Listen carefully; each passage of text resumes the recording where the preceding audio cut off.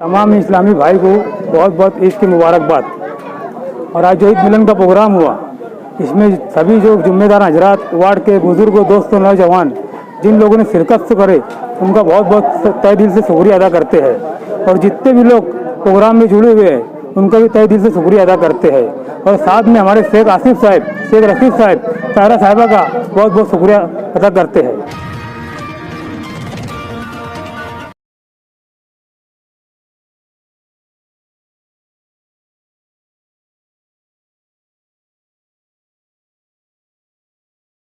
ईद मिलन का प्रोग्राम का सिलसिला पूरे शहर के अंदर चल रहा है। अलग अलग तंजीमें, अलग अलग जिम्मेदारान प्रोग्राम कर रहे हैं।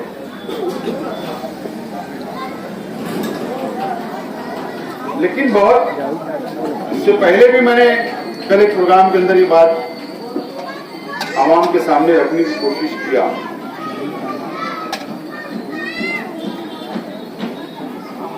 कि एक ऐसी साजिश पूरे मुल्क के अंदर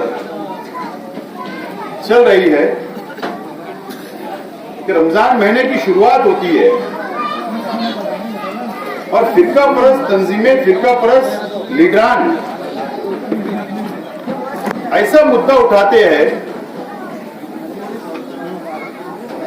रमजान के वक्त ये सारी चीजें होती है। अभी आप लोगों ने देखा कि रमजान के अंदर लाउड स्पीकर उतारने की बात हुई। बड़े बड़े जलसे मुंबई, ठाणा, औरंगाबाद के अंदर लिए गए। और उस वक्त भी मैंने कहा, आज भी मैं बोल रहा हूं कि राज ठाकरे को बाकायदा फंडिंग की जा रही है भारतीय जनता पार्टी की तरफ से कि इस महाराष्ट्र का माहौल खराब किया जाए। और जब महाराष्ट्र का माहौल खराब होगा तो पूरे देश का माहौल खराब होगा और मुसलमानों के ऊपर अत्याचार किया जाएगा, जुल्म किया जाएगा। यह हालत बनाने की कोशिश की जा रही है। मैं मुबारकबाद देता हूं महाराष्ट्र की हुकूमत को, उद्धव ठाकरे साहब को, गृह मंत्री साहब को कि जिस अंदाज से उन्होंने रमजान महीने से लेकर आज तक हैंडल किया है।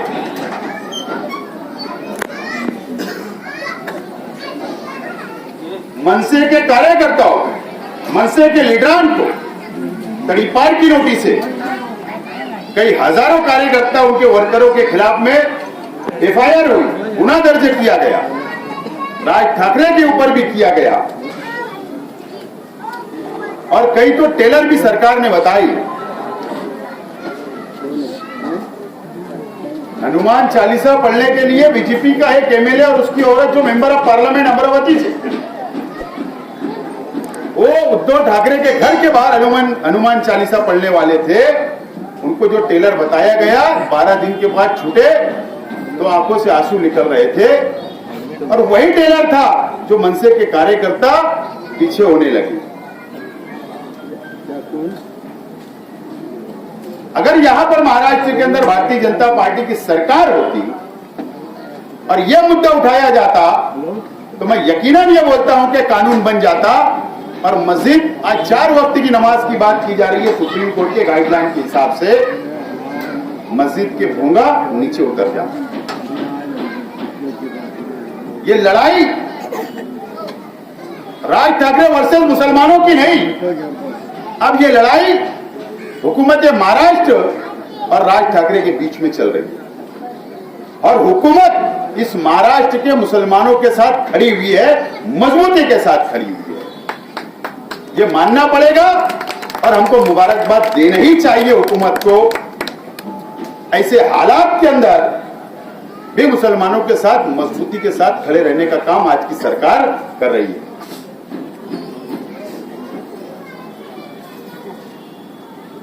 बदनापुर मुंबई के पास एक शहर है, वहां के एक ग्राम पंचायत, एक छोटा सी गांव,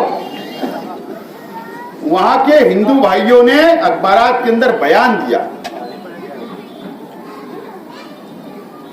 मस्जिद से अजान बंद नहीं होना चाहिए। 5 वक्त की अजान होना ही चाहिए। और इस तरीके से उन्होंने अखबारात के मीडिया वालों को बुला के बयान दिया और मजबूत दलील दी। अगर मुसलमान दलील दिया तो एक बात अलग हो, लेकिन एक गैर मुस्लिम भाई, अगर गैर मुस्लिम शहर के लोग, गैर मुस्लिम भाई हमारे मिलकर अगर कोई बयान देते हैं तो उसको बहुत अहमियत होती। क्या बयान दिया, क्या दलील दी कि जब मस्जिद की बोले अजान होती है फजर की तो हम लोग नींद से बेदार होते हैं। उसके बाद हम लोग खेत के अंदर खेती करने के लिए, काम करने के लिए चले जाते हैं। अजान होती है, बेदार होते हैं, हमारी तैयारी करके हम लोग खेतों में चले जाते हैं। और गांव के अंदर जब जोहर की अजान होती है तो वह अजान की आवाज हमारे खेत तक आती है। हमको पता चल जाता कि 1 बज चुका है, हमारा खाने का वक्त हो गया। हम लोग खाना खाते हैं उस वक्त। और जब बोले असर की अजान होती है तो हमारे खेतों तक आवाज आती है अल्लाह अकबर की, तो हमको ये समझ जाता है कि अब शाम दिन ढलने वाला है, अब हमको कारोबार खत्म करना चाहिए और घर की तरफ जाना चाहिए। और मगरिब की अजान होती है तो हम अपने घरों की तरफ निकल जाते हैं, गांव की तरफ। और घर पहुंचकर जब ईशा की अजान होती है तो हम लोग खाना खा के सो जाते हैं। यह हमारी आदत हो चुकी, हमको कोई तकलीफ नहीं है। इस तरीके का बयान हिंदू भाइयों ने दिया तो सिर्फ सरकार नहीं बल्कि सेकुलर हिंदू भाई भी, दलित भाई भी हमारे साथ खड़े हुए हैं। लेकिन कुछ लोग ये चाह रहे हैं कि महाराष्ट्र के अंदर हिंदू मुसलमान फसाद हो जाए, कई मुसलमानों के कत्लेआम हो जाए और सियासी रोटी सेकने मिल जाएगी। मैं नाम नहीं लूंगा, अजीब इत्तेफाक बोला जाए। राज ठाकरे 1 तारीख को चांद्रात के 1 दिन पहले औरंगाबाद पहुंचने के बाद सभा लेते हैं और एक हैदराबाद के लीडर भी उसी दिन रात में वहां मौजूद रहते। इधर ये भड़काऊ भाषण, फिर उधर एक दुकान दूसरे दिन लग जाती। उत्तर प्रदेश से पेट नहीं भरा भाजपा को जिताकर, अब जब यहां हिंदू और मुसलमानों का दंगे हो जाएंगे तो फायदा किसको होगा? सबसे बड़ा फायदा भारतीय जनता पार्टी को होगा। और ये जो बी टीम है दोनों, इनका भी कुछ न कुछ मुसलमान इलाकों के अंदर फायदा हो जाएगा। ये बड़ी साजिश इस महाराष्ट्र के अंदर रची गई। आज आप लोगों को और हम सब लोगों को बहुत एहतियात से हम लोग को आगे का सफर तय करना पड़ेगा। जोश में तो रहना ही चाहिए, लेकिन होश खोना नहीं चाहिए। इस हिसाब से हम लोगों को आगे की मंजिल तय करना पड़ेगा। जाहिर सी बात है, यहां इच्छुक उम्मीदवार ने अगर ईद मिलन का प्रोग्राम रहा तो सियासी बात भी होना चाहिए।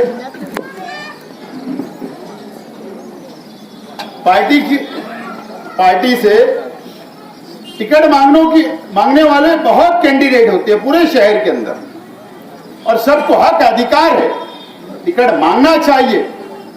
और पार्टी ताकत के बलबूते के ऊपर टिकट देती है और उसका सर्वे हमारा हो चुका है मुकम्मल। अनकरीब उसका फैसला पार्टी के लेवल के ऊपर किया जाएगा। अभी 2-3 दिन पहले सुप्रीम कोर्ट का जजमेंट आया कि 15 दिन के अंदर इलेक्शन की तारीख डिक्लेयर कर दी जाए। 15 दिन के अंदर इलेक्शन की तारीख डिक्लेयर कर दी जाए। अब शहर के अंदर भी सियासी माहौल गर्म होना शुरू हो गया, लेकिन आज भी मेरा यह मानना है कि सुप्रीम कोर्ट ने अगर यह कहा कि अगर 15 दिन के अंदर चुनाव लो, तो सुप्रीम कोर्ट ने यह भी कहा कि जिसकी वार्ड रचना मुकम्मल हो गई, डिक्लेयर हो गई, उनका चुनाव डिक्लेयर किया जाए। मैं आपको यह बता दूं कि मालेगांव शहर की वार्ड रचना डिक्लेयर नहीं हुई। हमको अभी 1.5 महीना कॉर्पोरेशन को बॉडी को है, 15 जून तक ये बॉडी रहेगी। 15 जून को प्रशासक बैठेगा और सरकार ने इस बीच में वार्ड रचना जो होती है, वार्ड बनाए जो जाते हैं, वो इलेक्शन कमिश्नर से अपने पास इख्तियार ले लिया और सुप्रीम कोर्ट ने जो हुकूमत महाराष्ट्र ने इख्तियार लिया, कानून बनाया, जो सुप्रीम कोर्ट के अंदर चैलेंज हुआ, उसको सुप्रीम कोर्ट ने स्टे नहीं दी। इसका मतलब वो कानून को सुप्रीम कोर्ट ने मानी और अब जो हमारी वार्ड रचना की जो काम चल रहा था, वो वार्ड रचना इलेक्शन कमिश्नर बना रहा था, लेकिन इख्तियार हुकूमत ने अपने पास ले ली है। इसके लिए हुकूमत अब नए सिरे से वार्ड बना सकती है या इलेक्शन कमिश्नर का बनाया हुआ वार्ड रचना को आगे चल के डिक्लेयर कर सकती है। तो 15 दिन के अंदर जो इलेक्शन डिक्लेयर करने की बात है, तो मालेगांव उसमें नहीं है, भिवंडी नहीं है, अकोला नहीं है, ऐसे कई महानगर पालिका उसके अंदर शामिल नहीं है। और 10 मार्च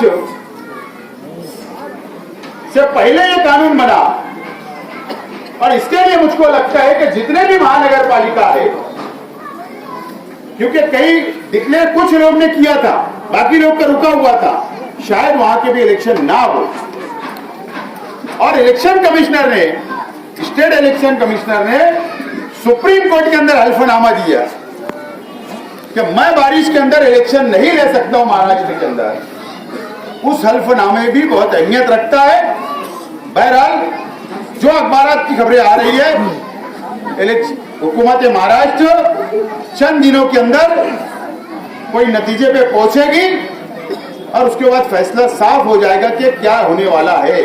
लेकिन जहां तक मुझे लगता कि मालेगांव का इलेक्शन कम से कम 1.5 महीने के बाद ही कुछ न कुछ उसकी बात होगी, उससे पहले मुमकिन नहीं है।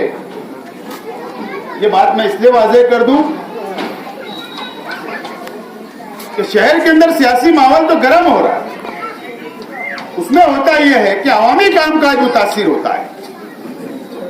अवाम के जो मसाइल होते हैं, जो वार्ड के बुनियादी मसाइल होते हैं, पानी का, लाइट का, साफ सफाई का, दवाखाने का, हॉस्पिटल का, तो वो इलेक्शन लड़ते लड़ते हम वो सब भूल जाते हैं।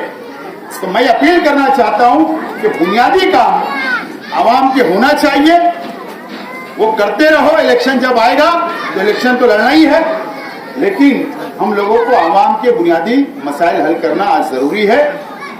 बहरहाल ज्यादा वक्त नहीं लेते हुए मैं आप तमाम ही लोगों को ईद की मुबारकबाद पेश करता हूं और आपके शुक्रिया के साथ मेरी बात खत्म करता हूं।